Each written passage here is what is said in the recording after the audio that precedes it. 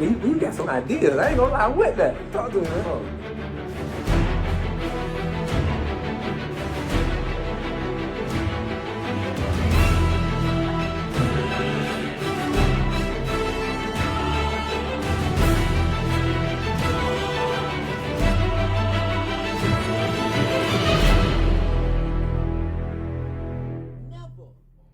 You feel what I'm saying?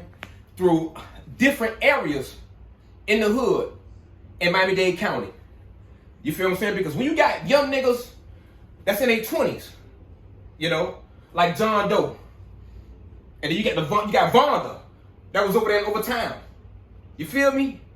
They had supreme order to, you just couldn't go off in that shit and rob somebody or break in somebody's house or shoot somebody, because if you do that shit that day, your ass gonna be dead that night. Do you understand what I'm saying?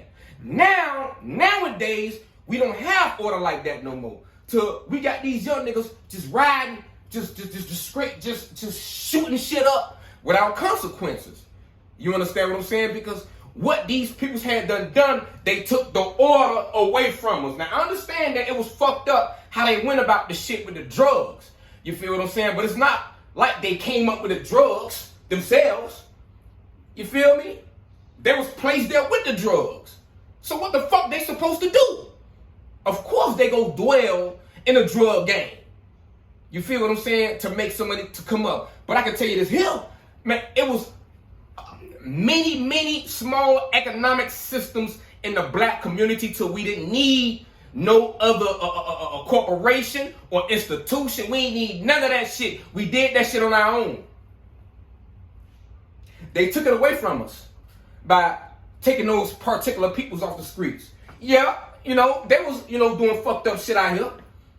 You understand what I'm saying? But we had a code and we had order. Do you understand what I'm saying? We had all of that. And we had all that was necessary to sustain ourselves with outside groups or the government, the local government trying to help us. If a bitch needed their rent paid, guess what? They got that shit paid. No, if somebody was hungry, they was gonna get fed. Do you understand what I'm saying? It was, you know, we had small economic systems. Motherfuckers selling clothes, people selling food. You understand what I'm saying? Everybody was making money during that time. Everybody, you know. Homelessness, it was at a extremely low level compared to now. Now, if you go to Overtown and look up under the bridge, it's hundreds of people out there, and they're getting younger and younger and younger. It wasn't like that in the past. I would say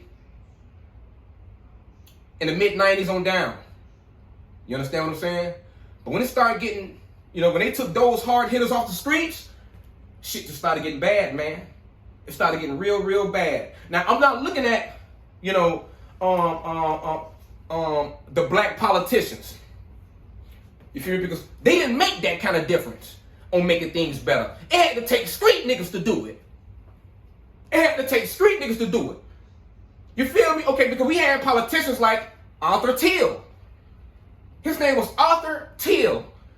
He didn't really do much for the black community. He got caught in some type of scam type shit, and he couldn't face the music. What did he do? He blew his brains out.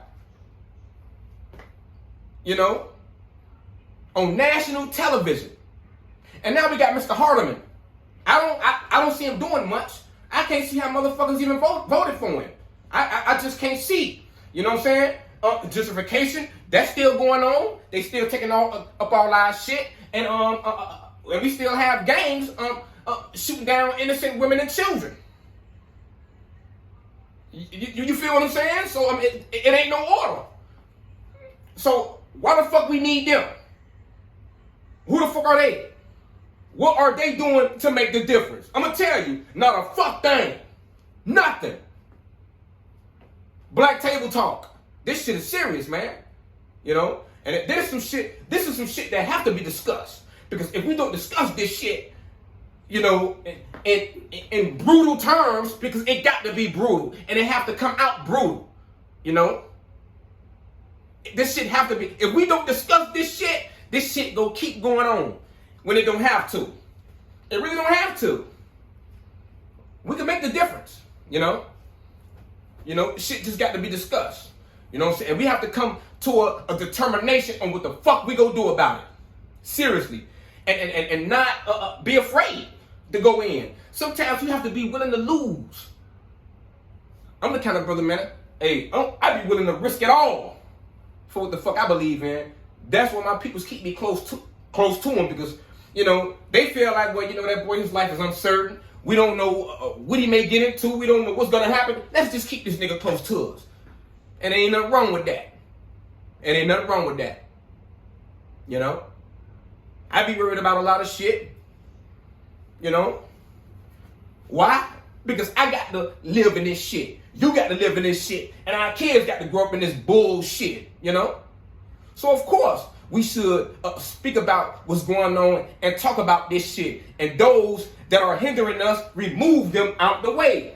Black politicians that are here just to do us harm, remove them out the way. You get what I'm saying? Because before we get to the man, we got to move all these suckers out the way. You feel me? It is what it is, though, man. But I'm going to tell you something. We is going to make the difference, though. Very soon. We got some ideas. I ain't gonna lie with that. Talk to me, man.